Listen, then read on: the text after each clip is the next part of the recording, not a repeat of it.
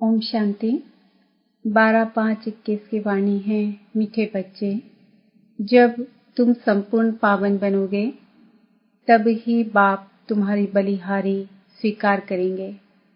अपनी दिल से पूछो, हम कितना पावन बने हैं। प्रश्न, तुम बच्चे अभी खुशी खुशी से बाप पर बलि चढ़ते हो, क्यों? उत्तर, क्योंकि तुम जानते हो अभी हम बलिहार जाते हैं तो बाप 21 जन्मों के लिए बलिहार जाते हैं। तुम बच्चों को यह भी मालूम है कि अब इस अविनाशी रुद्र ज्ञान यज्ञ में सब मनुष्य मात्र को स्वाहा होना ही है। इसलिए तुम पहले ही खुशी खुशी से अपना तन मन धन सब कुछ स्वाहा कर सफल कर लेते हो। गीत मुखड़ा देख ले प्राणी जरा दर्पण में। ओम शांति। शिव भगवान वाच जरूर अपने बच्चों प्रति ही नॉलेज सिखाते हैं व श्रीमत देते हैं। हे बच्चों व हे प्राणी, शरीर से प्राण निकल जाते हैं व आत्मा निकल जाती है, एक ही बात है। हे प्राणी अथवा हे बच्चे, तुमने देखा कि मेरे जीवन में कितना पाप था और कितना पुण्य था। हिसाब तो बता दिया है। तुम्हारे जीवन में आधा कल्प पुण्य आधा कल्प पाप होते हैं। पुण्य का वर्षा बाप से मिलता है जिसको राम कहते हैं। राम निराकार को कहा जाता है, न कि सीता वाला राम। तो अब तुम बच्चे जो आकर के ब्रह्मा मुख वंशावली ब्राह्मण बने हो, तुम्हारी बुद्धि में आया है बरोबर आधा कल्प हम पुण्य आत्मा ही थे, फिर आधा कल्प पाप आत्मा बने। अभी पुण्य आत्मा बनना है। कितना पुण्य आत्मा बने हैं वह हर एक अपनी दिल से पूछे। पाप आत्मा से पुण्य आत्मा कैसे बनेंगे वह भी बाप ने समझाया है। यज्ञ तप आदि से तुम पुण्य आत्मा नहीं बनेंगे, वह है भक्ति मार्ग। इससे कोई भी मनुष्य पुण्य आत्मा नहीं बनते हैं। अभी तुम बच्चे समझते हो हम पुण्य आत्मा बन रहे हैं। आसुरी मत से पाप आत्मा बनते बनते सीढ़ी उतरते ही आए हैं। कितना समय हम पुण्य आत्मा बनते हैं व सुख का वर्षा लेते हैं, यह किसको पता नहीं है। उस बाप को याद तो सभी मनुष्य करते हैं, उनको ही परमपिता परमात्मा कहते हैं। ब्रह्मा विष्णु शंकर को परमात्मा नहीं कहेंगे और किसको परमात्मा नहीं कह सकते हैं। भल इस समय तुम प्रजापिता ब्रह्मा कहते हो, परंतु प्रजापिता को कभी भक्ति मार्ग में याद नहीं करते हैं। याद सभी फिर भी निराकार बाप को ही करते हैं। ओ गॉड फादर, ओ भगवान अक्षर ही निकलते हैं, एक को ही याद करते हैं। मनुष्य अपने को गॉड फादर कह ना सके, ना ही ब्रह्मा विष्णु शंकर अपने को गॉड फादर कह सकते हैं। उनके शरीर का नाम तो है ना, एक ही गॉड फादर है, उनको अपना शरीर नहीं है। भक्ति मार्ग में भी शिव की बहुत पूजा करते हैं। अभी तुम बच्चे जानते हो शिव बाबा इस शरीर द्वारा हमसे बात करते हैं। हे बच्चों, कितना प्यार से कहते हैं, समझते हैं। मैं सर्व का पतित पावन सद्गति दाता हूँ। मनुष्य बाप की महिमा करते हैं ना, लेकिन उनको यह पता नहीं है कि 5000 वर्ष बाद आते हैं। जरूर जब कलयुग का अंत होगा तभी तो आएंगे। अभी कलयुग का अंत है तो जरूर अब आया हुआ है। तुमको कृष्ण नहीं पढ़ाते हैं, श्रीमत मिलती है। श्रीमत कोई कृष्ण की नहीं है। कृष्ण की आत्मा भी श्रीमत से सो देवता बनी थी, फिर 84 जन्म लेते अब तुम आसुरी मत के बने हो। बाप कहते हैं मैं आता ही तब हूँ जब तुम्हारा चक्र पूरा होता है। तुम जो शुरू में आए थे अब जर्जरीभूत अवस्था में हो। झाड़ पुराना जर्जरीभूत होता है तो सारा झाड़ ऐसा हो जाता है। बाप समझाते हैं तुम्हारे तमो प्रधान बनने से सब तमो प्रधान बन गए हैं। यह मनुष्य सृष्टि का वैरायटी धर्मों का झाड़ है। इसको उल्टा झाड़ कहते हैं। इसका बीज ऊपर में है। उस बीज से ही सारा झाड़ निकलता है। मनुष्य कहते भी हैं गॉड फादर। आत्मा कहती है आत्मा का नाम आत्मा ही है। आत्मा शरीर में आती है तो शरीर का नाम रखा जाता है। खेल चलता है। आत्माओं की दुनिया में खेल नहीं चलता। खेल की जगह ही यह है। नाटक में रोशनी आदि सब होती है। बाकी जहाँ आत्माएं रहती है वहाँ सूर्य चांद नहीं है। ड्रामा का खेल नहीं चलता है। रात दिन यहाँ होते हैं। सूक्ष्म वतन व मूल वतन में रात दिन नहीं होते।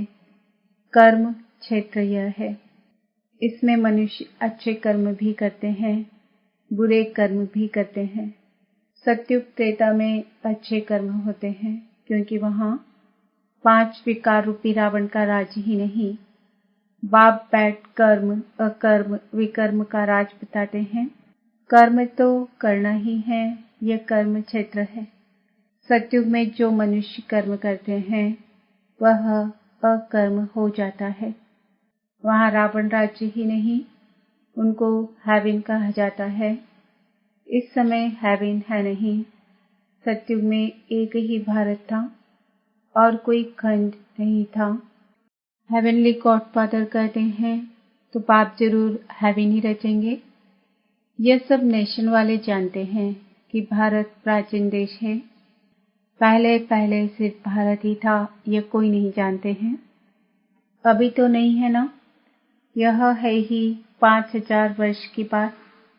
कहते भी हैं क्राइस्ट से 3000 वर्ष पहले भारत हेवन था। रचिता जरूर रचना रचेंगे।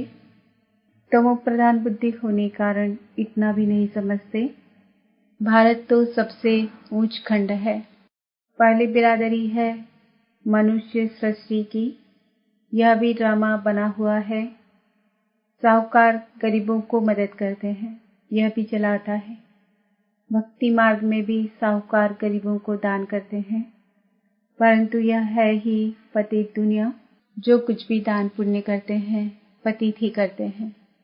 जिसको दान करते हैं वह भी पतित है। पतित पतित को दान करेंगे, उनका फल क्या पाएंगे। बल कितना भी दान पुण्य करते आए हैं फिर भी गिरते आए हैं। भारत जैसा दानी खंड और कोई नहीं होता। इस समय तुम्हारा जो भी तन मन धन है सब इसमें स्वाहा करते हो। इनको कहा जाता है राजस्व अश्वमेध अविनाशी ज्ञान यज्ञ। आत्मा कहती है यह जो पुराना शरीर है इनको भी यहाँ स्वाहा करना है, क्योंकि तुम जानते हो सारी दुनिया के मनुष्य मात्र इसमें स्वाहा होते हैं। इसलिए हम क्यों नहीं खुशी से बाबा पर बलि चढ़ जाएं। आत्मा जानती है हम बाप को याद करते हैं, कहते भी आए हैं बाबा आप जब आएंगे तो हम बलिहार जाएंगे, क्योंकि अब हमारे बलिहार जाने से आप फिर 21 जन्म के लिए बलिहार जाएंगे। यह सौदागरी है। हम आप पर बलिहार जाते हैं तो आप भी तो 21 बार बलिहार जाते हैं। बाप कहते हैं जब तक तुम्हारी आत्मा पवित्र नहीं बनी है तब तक हम बलिहारी स्वीकार नहीं करते हैं। बाप कहते हैं माँ में कम याद करो तो आत्मा प्योर बन जाएगी। बाप को भूलने से तुम कितने पतित दुखी हुए हो। मनुष्य दुखी होते हैं तो फिर शरणागति लेते हैं। अभी तुम 63 जन्म रावण से बहुत दुखी हुए हो। एक सीता की बात नहीं, सब सीताएं हैं जो भी मनुष्य मात्र हैं। रामायण में तो कहानी लिखती है सीता को रावण ने शोक वाटिका में डाला। वास्तव में बात सारी इस समय की है। सभी रावण अर्थात 5 विकारों की जेल में हैं, इसलिए दुखी हो पुकारते हैं हमको इनसे छुड़ाओ। एक की बात नहीं, बाप समझाते हैं सारी दुनिया रावण की जेल में है। रावण राज्य है ना, कहते भी हैं राम राज्य चाहिए। गांधी ने भी कहा, सन्यासी कभी ऐसे नहीं कहेंगे कि राम राज्य चाहिए, भारतवासी ही कहेंगे। इस समय आदि सनातन देवी देवता धर्म है नहीं, और ब्रांचेस है सत्युग धर्म।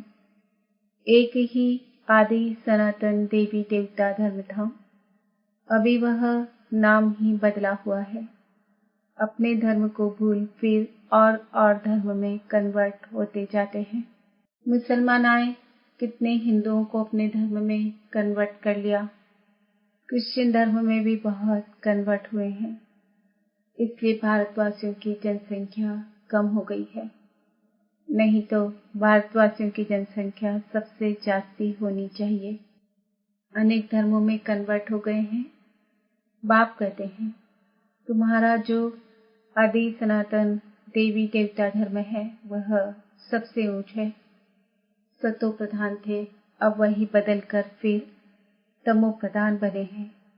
अब तुम बच्चे समझते हो, ज्ञान सागर पतित पावन जिसको बुलाते हैं वही सन्मुख पढ़ा रहे हैं। वह ज्ञान का सागर, प्रेम का सागर है। क्राइस्ट की ऐसी महिमा नहीं करेंगे। कृष्ण को ज्ञान का सागर, पतित पावन नहीं कहा जाता है। सागर एक होता है, चारों तरफ ऑलराउंड सागर ही सागर है। दो सागर नहीं होते हैं। यह मनुष्य सृष्टि का नाटक है, इसमें सबका अलग अलग पार्ट है। बाप कहते हैं, मेरा कर्तव्य सबसे अलग है। मैं ज्ञान का सागर हूँ, मुझे ही तुम पुकारते हो हे पति पावन। फिर कहते हो लिबरेटर। लिबरेट किससे करते हैं यह भी कोई नहीं जानते, तुम जानते हो। हम सत्युग त्रेता में बहुत सुखी थे, उसको स्वर्ग कहा जाता है। अभी तो है ही नर्क, इसलिए पुकारते हैं। दुख से लिबरेट कर सुख धाम ले चलो। सन्यासी कभी नहीं कहेंगे कि फलाना स्वर्गवासी हुआ, वह फिर कहते हैं पार निर्वाण गया। विलायत में भी कहते हैं लेफ्ट फॉर हेवनली अबोर्ड, समझते हैं गॉड फादर पास गए। हेवनली गॉड फादर कहते हैं बरोबर हेवन था, अब नहीं है। हेल के बाद हेवन चाहिए। गॉड फादर को यहाँ आकर हेवन स्थापन करना है। सूक्ष्म वतन, मूल वतन में कोई हेवन नहीं होता है, जरूर बाप को ही आना पड़ता है। बाप कहते हैं, मैं आकर प्रकृति का आधार लेता हूँ। मेरा जन्म मनुष्य मुआफिक नहीं है। मैं गर्भ में नहीं आता हूँ, तुम सभी गर्भ में आते हो। सत्युग में गर्भ महल होता है, क्योंकि वहाँ कोई विकर्म होता नहीं जो सजा भोगे, इसलिए इसको गर्भ महल कहा जाता है। यहाँ विकर्म करते जिसकी सजा भोगनी पड़ती है, इसलिए गर्भ जेल कहा जाता है। यहाँ रावण राज्य में मनुष्य पाप करते रहते हैं। यह है ही पाप आत्माओं की दुनिया, वह है पुण्य आत्माओं की दुनिया, स्वर्ग। इसलिए कहते हैं पीपल के पत्ते पर कृष्ण आया। यह कृष्ण की महिमा दिखाते हैं। सत्युग में गर्भ में दुख नहीं होता है। बाप कर्म अकर्म विकर्म की गति समझाते हैं, जिसका फिर शास्त्र गीता बनाया है, परंतु उसमें शिव भगवान उवाच के बदले कृष्ण का नाम डाल दिया है। अब तुम जानते हो, हम बेहद के बाप से बेहद सुख का वर्षा लेते हैं। अभी भारत रावण से श्रापित है, इसलिए दुर्गति हो गई है। यह बड़ा श्राप भी ड्रामा में नुधा हुआ है। बाप आकर वर देते हैं, आयुष्मान भव, पुत्रवान भव, संपत्तिवान भव। सभी सुख का वर्षा देते हैं, तुमको आकर पढ़ाते हैं, जिस पढ़ाई से तुम देवता बनते हो। यह नई रचना हो रही है, ब्रह्मा द्वारा तुमको बाप अपना बनाते हैं। गाया भी जाता है प्रजापिता ब्रह्मा, तुम उनके बच्चे ब्रह्मा कुमार कुमारियां बने हो। दादे से वर्षा बाप द्वारा लेते हो, आगे भी लिया था, अब फिर बाप आया है। बाप के बच्चे तो फिर बाप के पास जाने चाहिए, परंतु गाया हुआ है प्रजापिता ब्रह्मा द्वारा मनुष्य सृष्टि की स्थापना होती है। तो यहाँ होगी ना, आत्मा के संबंध में कहेंगे हम भाई भाई हैं। प्रजापिता ब्रह्मा की संतान बनने से तुम भाई बहन बनते हो। इस समय तुम सब भाई बहन हो। तुमने बाप से वर्षा लिया था, अब भी बाप से वर्षा ले रहे हो। शिव बाबा कहते हैं मुझे याद करो। तुम आत्मा को शिव बाबा को याद करना है। याद करने से ही तुम पावन बनेंगे और कोई उपाय नहीं है। पावन बनने सिवाय तुम मुक्ति धाम में जा भी नहीं सकते हो। जीवन मुक्ति धाम में पहले पहले आदि सनातन देवी देवता धर्म था, फिर नंबरवार और धर्म आए। बाप अंत में आकर सबको दुखों से मुक्त करते हैं। उनको कहा भी जाता है लिबरेटर। बाप कहते हैं तुम सिर्फ मुझे याद करो तो तुम्हारे पाप भस्म हो जाएंगे। बुलाते भी हो बाबा आओ, हमको पतित से पावन बनाओ। टीचर तो पढ़ाते हैं, इसमें चरित्र करते हैं क्या? यह भी पढ़ाई है। बाप ज्ञान का सागर ही आकर ज्ञान देते हैं। अच्छा, मीठे मीठे सिकिल दे बच्चों प्रति माता पिता बाप दादा का याद प्यार और गुड मॉर्निंग। रूहानी बाप की रूहानी बच्चों को नमस्ते। हम रूहानी बच्चों की रूहानी बाप दादा को याद प्यार गुड मॉर्निंग नमस्ते ओम शांति। धारणा के लिए मुख्य सार, कर्म अकर्म और विकर्म की गति को जान। अब कोई विकर्म नहीं करना है। कर्म क्षेत्र पर कर्म करते हुए विकारों का त्याग करना ही विकर्म से बचना है। ऐसा पावन बनना है जो हमारी बलिहारी पाप स्वीकार कर ले। पावन बनकर पावन दुनिया में जाना है। तन मन धन इस यज्ञ में स्वाहा कर सफल करना है। वरदान, आलस्य के भिन्न भिन्न रूपों को समाप्त कर सदा उल्लास में रहने वाले तीव्र पुरुषार्थी भव। वर्तमान समय माया का वार आलस्य के रूप में भिन्न भिन्न तरीके से होता है। ये आलस्य भी विशेष विकार है। इसे खत्म करने के लिए सदा उल्लास में रहो। जब कमाई करने का उल्लास होता है तो आलस्य खत्म हो जाता है। इसलिए कभी भी उल्लास को कम नहीं करना। सोचेंगे करेंगे कर ही लेंगे हो जाएगा, यह सब आलस्य की निशानी है। ऐसे आलस्य वाले निर्बल संकल्पों को समाप्त कर यही सोचो कि जो करना है, जितना करना है, अभी करना है। तब कहेंगे तीव्र पुरुषार्थी। स्लोगन, सच्चे सेवाधारी वह है जिनका सोचना और कहना समान हो। आज का समान है, मैं आत्मा तीव्र पुरुषार्थी हूँ। ओम शांति।